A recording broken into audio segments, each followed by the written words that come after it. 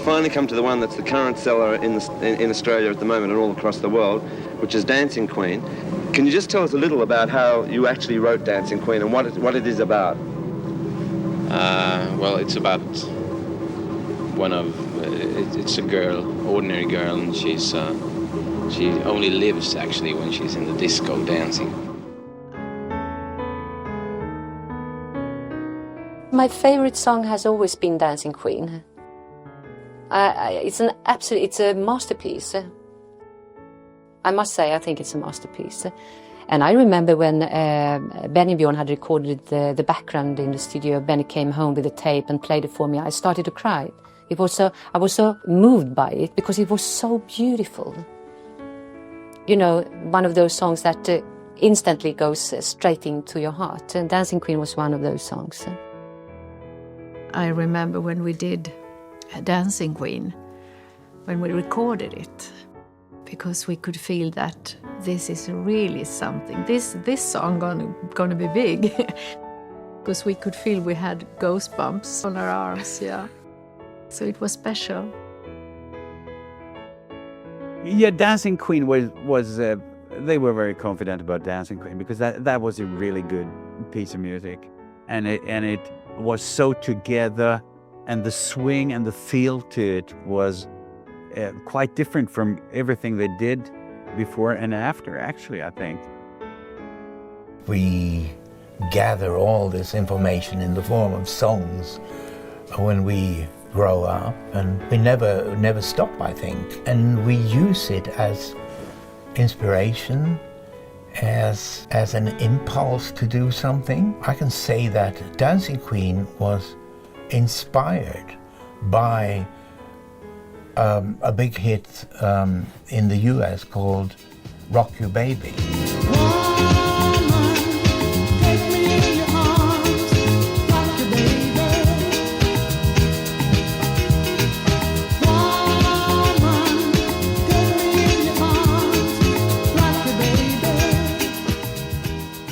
That's a very typical example how, of course, we didn't use anything of that in any other respect, and just to have a few bars of it ahead of the real song, that's the way we should put it.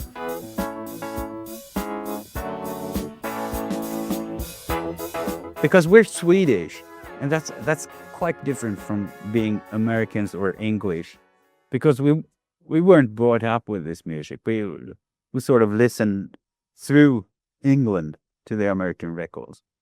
So this was a thing we had to make our own. It wasn't natural. So when you hear Dancing Queen, it has nothing to do with Rock You Baby, but the groove, that slow kind of disco groove, was something that, that's interesting. And there's nothing wrong with that. I think that's how pop music evolved.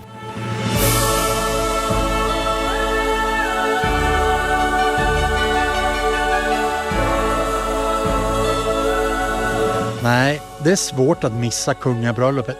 Det finns överallt. Inte ett skrymsle lämnas tomt den här soliga lördagen 19 juni 1976.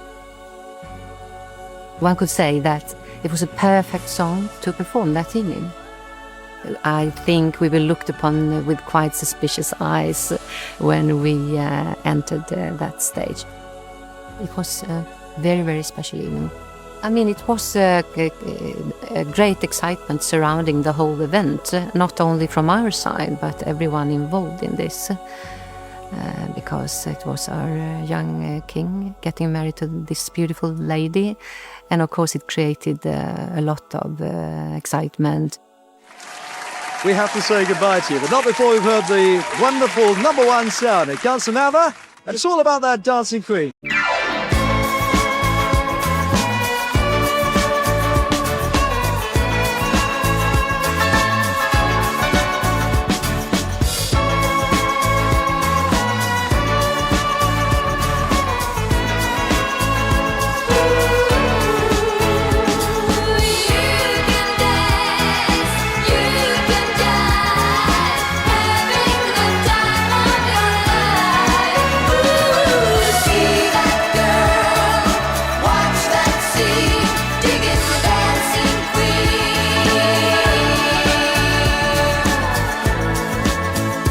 Dancing Queen, which has been number one in the following countries: Britain, Holland, Germany, Belgium, Sweden, Norway, Denmark, Switzerland, Austria, and Australia. How does it feel to be number one in so many different countries?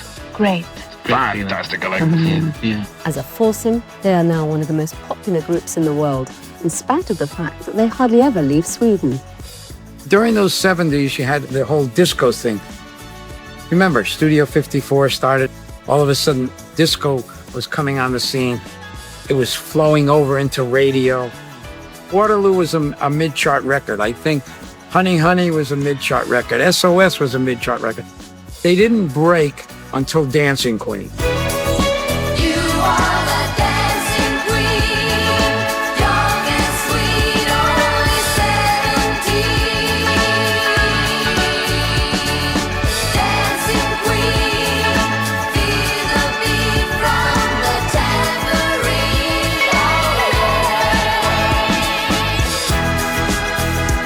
This is Casey Kasem in Hollywood, and now I have the brand new #1 song in the nation by the group who have refused to play concerts in this country because they've never had a #1 song here. So, Agneta, Bjorn, Benny, and Annifred, you can start packing. This week, you've got the most popular song in America. Now, all of a sudden, Dancing Queen became a club record. And that's what took them over the top here in America.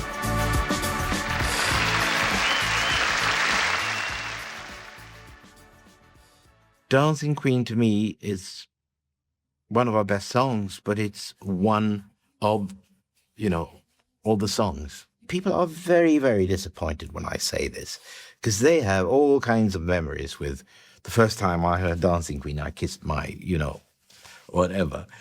But really, it's a strange thing. I mean, those, the 70s and us writing, recording, out doing promotion, the occasional tour, and then back to writing. It was like that.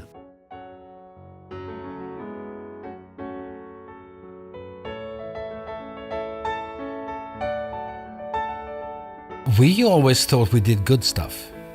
Nothing cheesy about that. We did exactly what we wanted to do. Now, what you refer to as sort of could be cheesy must have to do with the lyrics, has nothing to do with the music as such. And I've never been involved in writing lyrics. I only care for the music itself. And as long as the lyric sits together with the music nicely, fine with me. I don't care if it's called Mamma Mia or Fernanda or Dancing Queen or whatever, as long as it sort of runs along with what the melody is, And no, I must say that we were and are really sincere about the stuff that we've been writing, and very proud of it.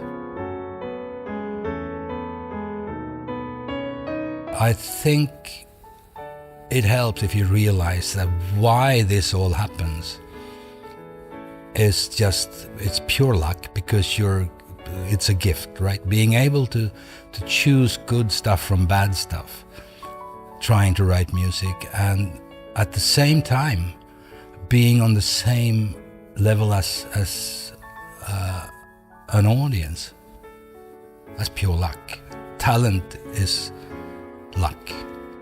The rest is hard work. So I'm proud of the hard work, which is not like working in the coal mine, but it still takes a long time to achieve something good. And for that I'm proud, and that's why I'm not so humble. But when it comes to the talent that has been put on me and all the other guys, that's pure luck, and there's nothing to brag about.